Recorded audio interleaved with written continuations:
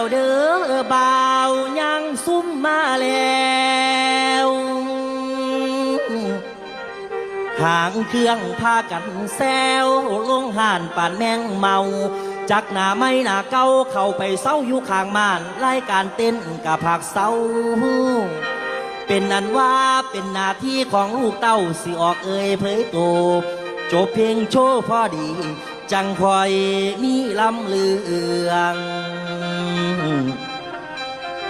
บัดนี้หันมาจ่าถึงเบื้องอำเภอเมืองอยู่สุดเขต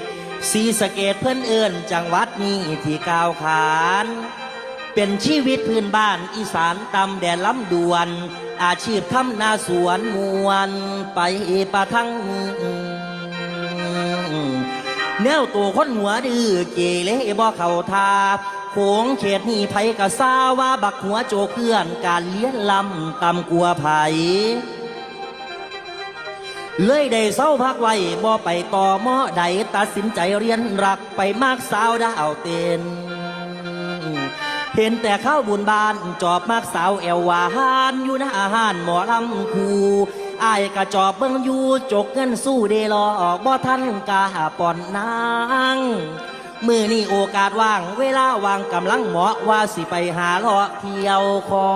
เงินใส่ต้องให้มีแนวใดติดมือไปพ่ออ้างหมูดึงขาไว้กับบ่อยู่ดูทางเที่ยวและเล่นมวนดาวเต้นสิอยู่คอย